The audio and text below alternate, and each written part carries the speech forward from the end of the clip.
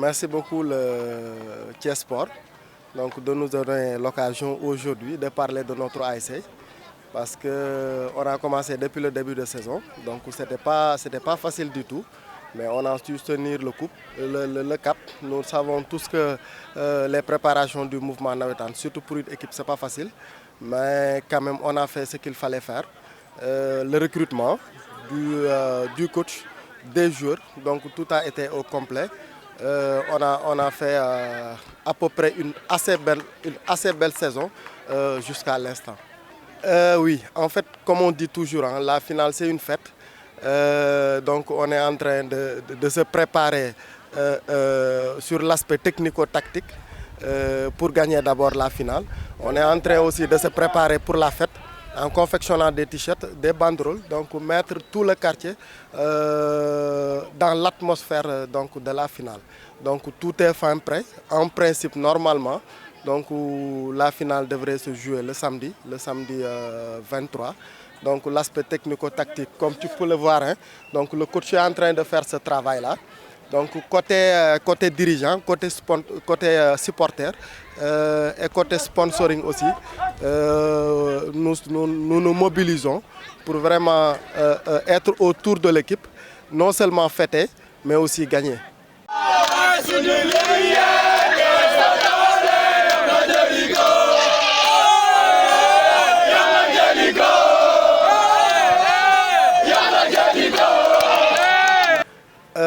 Les ambitions de l'ASC Guelwaar, c'est l'ambition de toute équipe, hein. C'est de gagner toutes les finales, c'est de gagner toutes les coupes. Donc ça, c'est la grande ambition.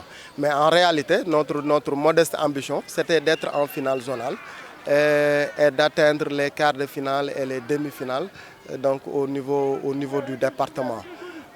Mais l'ambition cachée, c'est comme toute ASC de gagner toutes les coupes. Donc ce qui m'a motivé cette année-ci, c'est parce que je sais que le Guelwaar est une très grande équipe. Être le président d'une ASC comme Guelwaar est une fierté. Je me suis porté volontaire à diriger l'ASC et Dieu merci. Donc, depuis que je suis président, je n'ai pas eu beaucoup de difficultés parce que le quartier est derrière, l'équipe est derrière, tout le monde est derrière.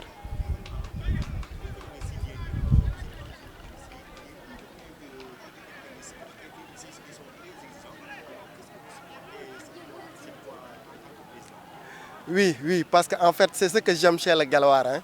C'est ce que j'aime chez les Guelwaar. Donc, l'engouement des supporters, la motivation des supporters, l'exigence des supporters, c'est ce que j'aime chez les Guelwaar.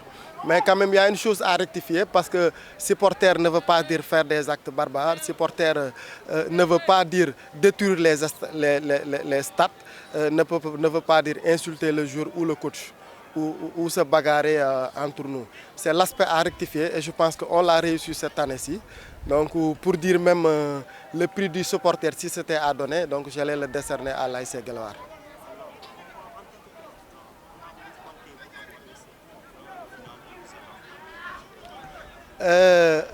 Bon, comme on a abordé pratiquement tous les matchs, hein, parce que chaque match est important, le plus qu'il y a dans cette finale, c'est la fête. C'est la fête. D'abord, on va en profiter pour, comme je l'ai dit tout à l'heure, hein, pour mettre tout le quartier dans le dynamique de la fête. Et c'est ça la préparation. Hein. Au-delà de l'aspect technico-tactique, donc nous sommes en fête et ça se montre à tous les niveaux.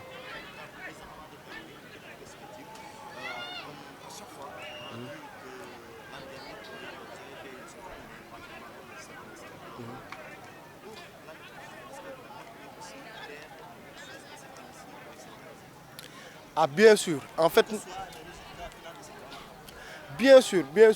Parce que donc, notre devoir, c'est à chaque fois d'amener l'ASC à ce stade-là, d'amener l'ASC à ce stade de finale. Que ce soit cette année, que ce soit l'année dernière. Donc notre ambition majeure pour l'ASC Guelwaar, c'est d'être à chaque année donc, en phase finale.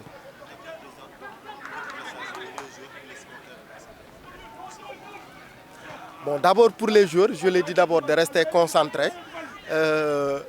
C'est nous qui devons fêter, hein, nous dirigeants, nous supporters. Mais ce n'est pas eux. Donc eux, ils n'ont droit à la fête qu'après le match. Qu'après qu'ils ont gagné le match, là, ils peuvent fêter. Pour l'instant, ils n'ont qu'à rester sportifs, qu'à rester concentrés et être vraiment dans le match. Se concentrer le maximum.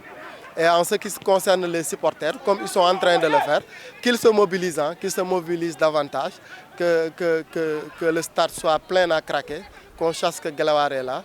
Et à ce rythme-là, je pense qu'on peut gagner la finale. Bon, finale, nous avons préparé dans tous les côtés. Nous avons préparé bu baax.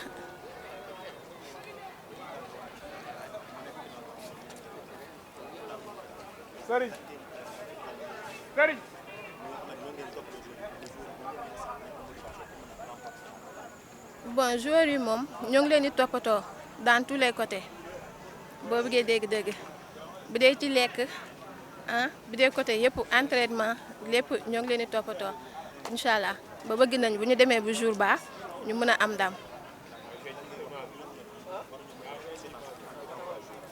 Bon ñuy woo supporteru ASC Guelwaar yëpp rawatina ci koñ bi paa yeeg maire yeeg ñëpp franchement ñoo ngi ciy motivé wu ñoo ngi ñëw di ci jàpp pour bëgg rek bu jour ba Guelwaar mën a am ndam. waaw donc ñun nag dañoo am benn liggéey boo xam ne mun naa di ba nawetaan commencé ba léegi liggéey boobu moom la ñuy def depuis premier match ya ba fii ñuy waxee ci final bi nii liggéey bi ñuy def rek moom la ñuy def bon certes que xëy na bon final bi bon ambiance bi muy am ak préparation bi xëy na du bokk ci yeneen ki mais ñun bokk suñu travail depuis boobu ba léegi ni ñu commencement travail ba fi may waxee nii rek noonu la ñuy travailler xam nga toujours début championnat bi day xaw a métti.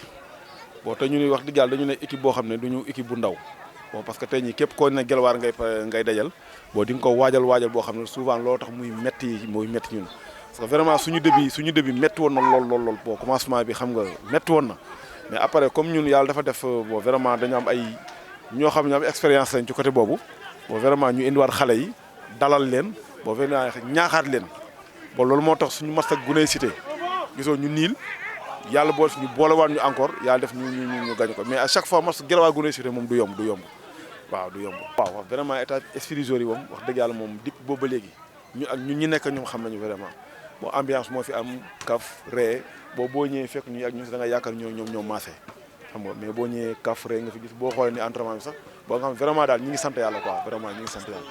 bon mun naa ne benn blessure daal la ñu am benn joueur muy suñu Cheikh Gueye bon te blessure bi bon peut-être tànk bi moom mooy xaw a métti mais à part loolu bon macha allah wax dëgg yàlla ñun ñëpp boo yàlla non parce que ñun amuñu problème boobu quoi comme joueur bi génn ñun yàlla amuñu problème boobu noonu quoi.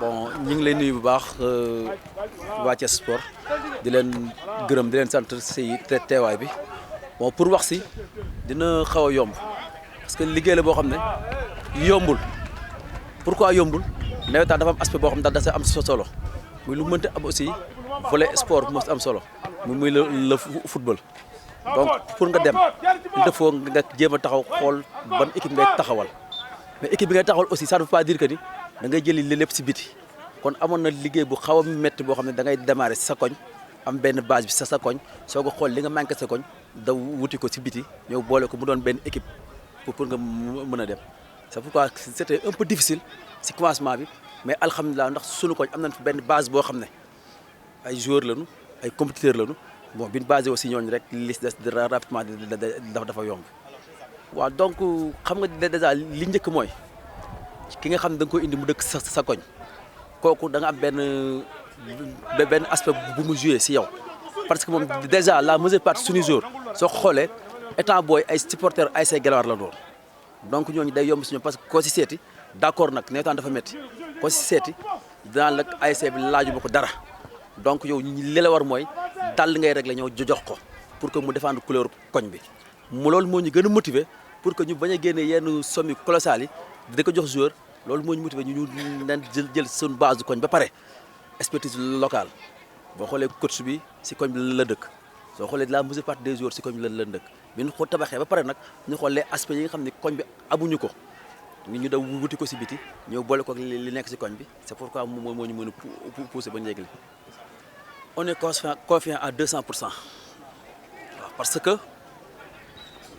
vis-à-vis ak ñaari équipe yi boo dee sportif boo toogee seetaan ñaari équipe yi tu vois nettement que lii Guelwaar du espoir te respecté naa leen bu beaucoup nag parce que équipe la te yàgg noo tase te xamante nañu si beaucoup aspect yu bari nag xamante naa see ñoom xamante nañ seeg ñoom mais boo xoolee tey ambition bi Guelwaar am ak rythme bi Guelwaar di dawee rythme boobu bokkut ak suñu équipe adverse ni muy demee c'est pourquoi may la ñun on est confiant à 200%.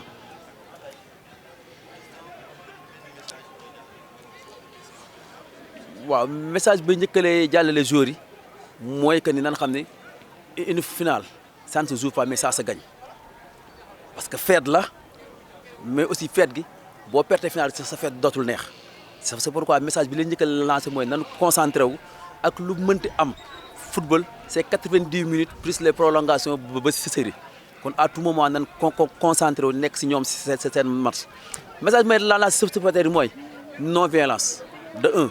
de 2 ñun am na loo xam ñëpp dañu ko bàkke muy ñun ba 90e minute suñuy supporter dal siy nekk mooy que ni ñun bu ñëwee stade soo xoolee di nga xam ni kii Guelwaar la parce que zone noire bi dañ ñëpp dinañ xam ne ñii Guelwaar lañu dinañ génn dinañ solu dinañ ñëw kooku moom li leen di wax daal mooy dinañ ñëw si jàmm ak salaam yàlla may ñu ndam si jàmm ak salaam ñu indi coupe bi si jàmm ak salaam yàlla def si jàmm.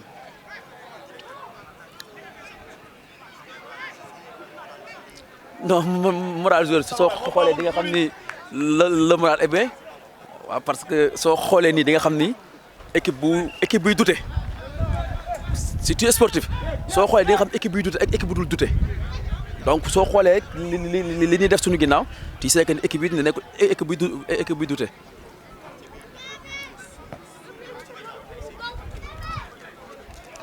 c'est-à-dire foofu dama siy remercier le président.